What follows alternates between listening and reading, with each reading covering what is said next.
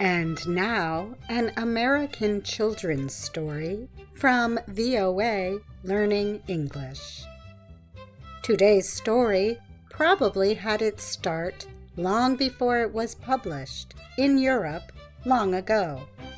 It might have first been known as Henny Penny, but the story has been told to American children at least since the mid-1800s. Under a title similar to Chicken Little. Generations have heard and thought about the lessons of the little chicken who causes big problems for a group of well-meaning but not so thoughtful birds. Today's version is based on two examples of the story. One is called Remarkable Story of Chicken Little. John Green Chandler had it published in the city of Boston, Massachusetts in 1842. Katharine Pyle published her 1918 version in Mother's Nursery Tales. The story has taken on its own American qualities and is a little like a parable, a story that teaches a moral lesson. Later retellings, including a few movie versions, have made changes to some of the characters or aimed to teach different ideas. Here is the story Chicken Little in VOA Learning English. One day, Chicken Little fell asleep under some flowers. Cow wandered by, reached over the fence, and bit off some flowers. The noise wakened Chicken Little just as a flower petal fell on her tail. "Squawk, squawk!" cried Chicken Little, frightened by the petal's landing.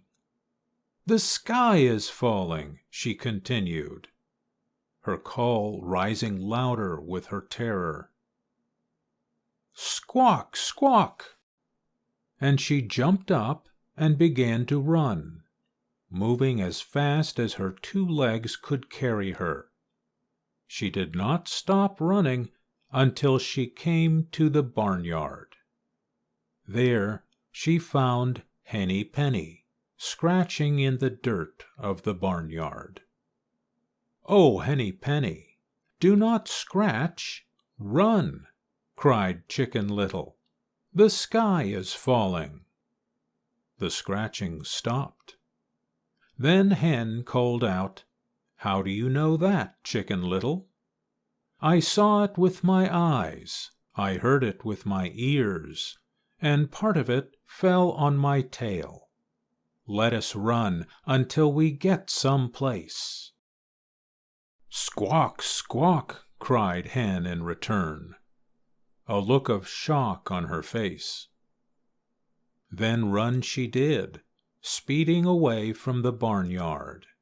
Chicken Little followed close behind.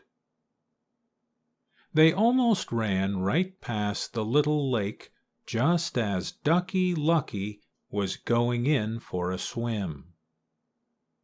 "Oh, Ducky Lucky, Ducky Lucky, do not try to swim," cried Henny Penny. "The sky is falling." "Seriously, Henny Penny? Why do you think that?" asked Ducky Lucky. "Chicken Little told me." "How do you know the sky is falling, Chicken Little?" "I saw it with my eyes, I heard it with my ears, and part of it fell on my tail. Oh, let us run until we get some place." Ducky Lucky was persuaded. "Yes, we had better run," he yelled, and the three took off, Ducky Lucky waddling faster than he ever had before. The birds ran and ran until they came to a green meadow, and there was Goosey Lucy eating the green grass. "Oh, Goosey Lucy, Goosey Lucy, do not eat, run!" cried Ducky Lucky. "Why should I run?" asked Goosey Lucy.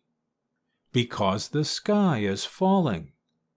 "How do you know that, Ducky Lucky?" "Henny Penny told me." "How do you know that, Henny Penny?" "Chicken Little told me." "How do you know that, Chicken Little?" "Because I saw it with my eyes, and heard it with my ears, and part of it fell on my tail. Oh, let us run some place." "Yes, we had better run," cried Goosey Lucy. Away they all ran, Goosey Lucy in the lead, and they ran and ran until they came to the turkey yard.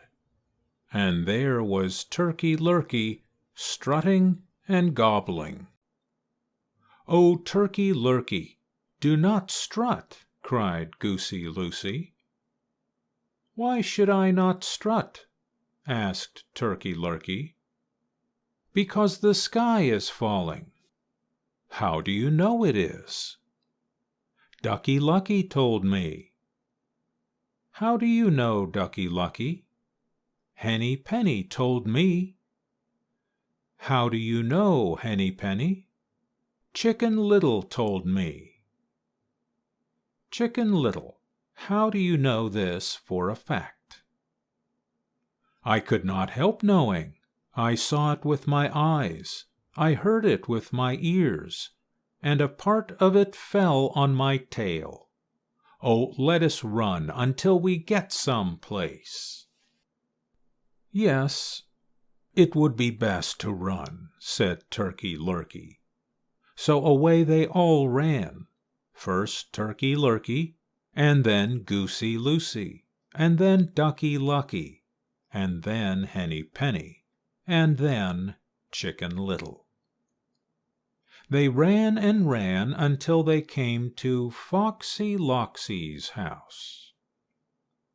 Foxy Loxy was resting, spread out across the doorway. She kept yawning, opening her mouth wide so that all her sharp teeth showed. But her mouth snapped shut at the sudden arrival of the frightened birds. Turkey Lurkey and Goosey Lucy and Ducky Lucky and Henny Penny and Chicken Little.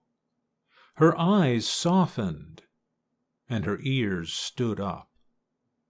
She was so very happy to see them all and smiled sweetly. "Well, well," the fox said, "what brings you all here?" "Foxy Loxy, prevent yourself from yawning," cried the old Turkey Lurkey. "Indeed, the sky is falling." "How do you know that, Turkey Lurkey?" asked the fox. "Goosey Lucy informed me." "How do you know that, Goosey Lucy?" "Ducky Lucky told me." "How do you know that, Ducky Lucky?" "Henny Penny told me." "How do you know that, Henny Penny?" "Chicken Little." "How do you know that, Chicken Little?" "I could not help knowing, for I saw it with my eyes, and I heard it with my ears, and part of it fell on my tail. Oh, where shall we run? We ought to go some place." "Well," said the fox, "you come right into my house, and I will protect you and take such good care of you that even if the sky falls, you will not know anything about it." So in ran Turkey Lurkey, and Goosey Lucy, and Ducky Lucky, and Henny Penny, and Chicken Little. Foxy Loxy waited for a while, and then shut the door firmly behind her. She would not let the falling sky threaten her guests, you see. She was going to take special care of them all. And maybe she did.